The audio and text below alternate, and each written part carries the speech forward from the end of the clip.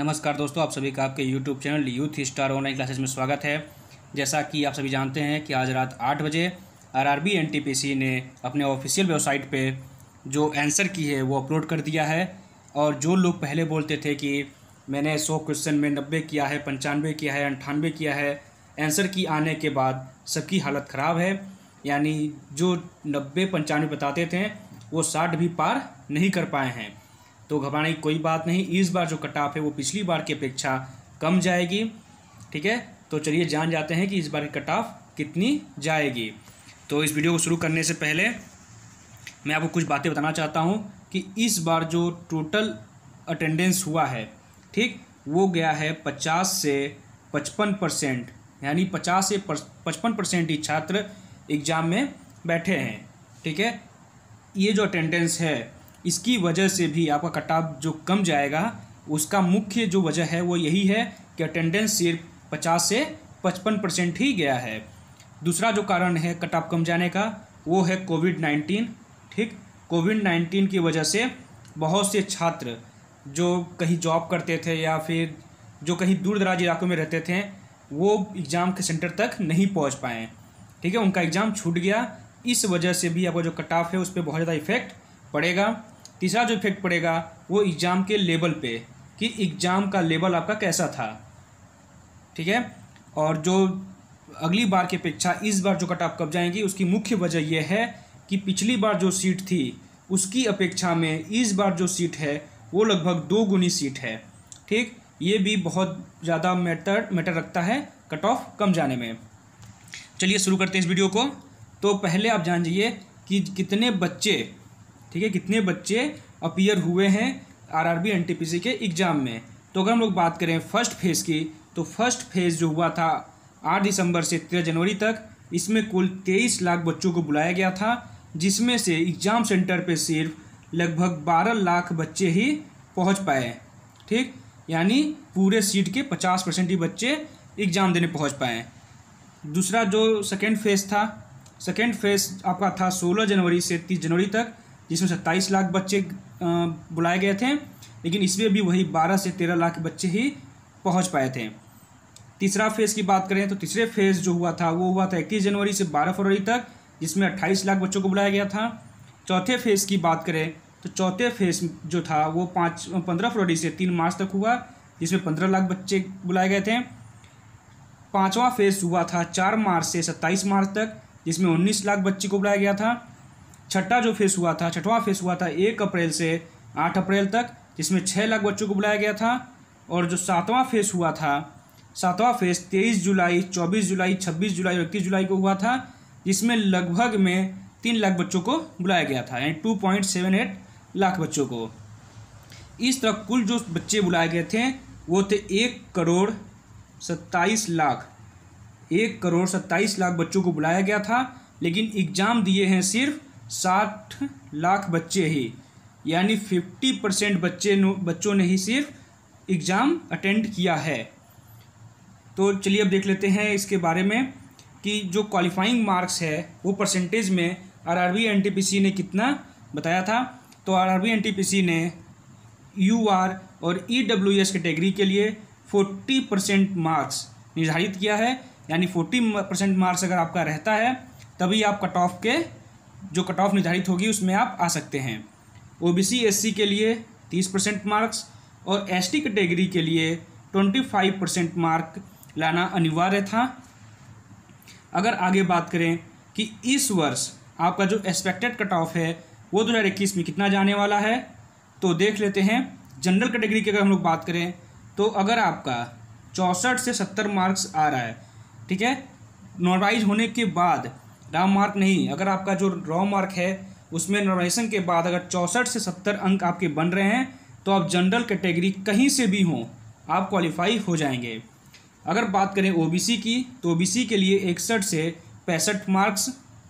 अगर बात करें ईडब्ल्यूएस का तो ईडब्ल्यूएस का 54 से 60 मार्क्स।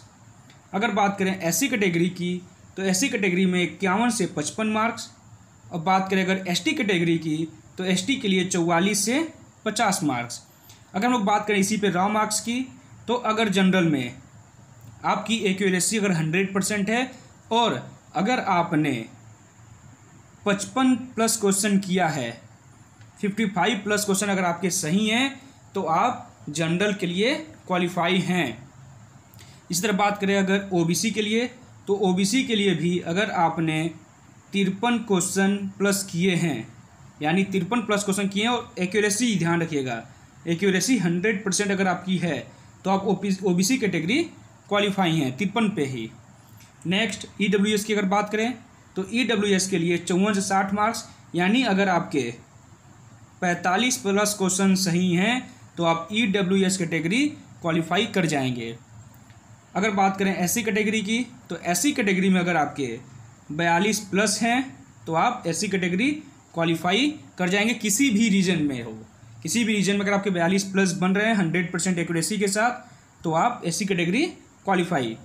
अगर बात करें एसटी कैटेगरी की, तो एसटी कैटेगरी के लिए 44 से 50 मार्क्स, यानी आपके अगर 37 प्लस मार्क्स बन रहे हैं 100% एक्यूरेसी के साथ तो आप एसटी कैटेगरी कहीं भी किसी भी रीजन से क्वालिफाई हैं। अगर हम लोग बात करें रीजन वाइज की कट ऑफ कितना जाएगा, तो अगर बात करें हम लोग अहमदाबाद की, तो अहमदाबाद में ये जो मार्क्स है ये नॉर्मलाइज मार्क है, ठीक है। यानी अहमदाबाद में अगर आपके 72 जो हैं 72 नंबर आ रहे हैं, ठीक, तो आप जनरल कैटेगरी में क्वालिफाई हैं। ईडब्ल्यूएस के लिए 64, एससी के लिए 57 और एसटी के लिए 48 नंबर, ठीक है।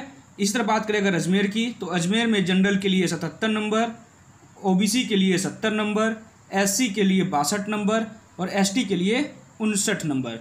यहाँ पर जो ओबीसी है, ठीक, ये जो ओबीसी कैटेगरी है इसकी और ईडब्ल्यूएस की दोनों की लगभग समान कट ऑफ ही रहेगी, इसलिए यहाँ पर जो है ये ईडब्ल्यूएस भी और ओबीसी इसको आप दोनों मानिएगा, क्योंकि ओबीसी ईडब्ल्यूएस दोनों की कट ऑफ लगभग समान रहने वाली है। नेक्स्ट अगर बात करें इलाहाबाद की, तो इलाहाबाद में आपका जनरल का 77 नंबर, ओबीसी की बात करें तो 70 नंबर, एससी की बात करें तो 62 नंबर और एसटी की बात करें 47 नंबर। इसी तरह बात करें बेंगलोर की, तो बेंगलोर में जनरल का 64, ओबीसी का 57, एससी का 30 और एसटी का अगर 29 प्लस है तो भी बेंगलोर में हो जाएगा।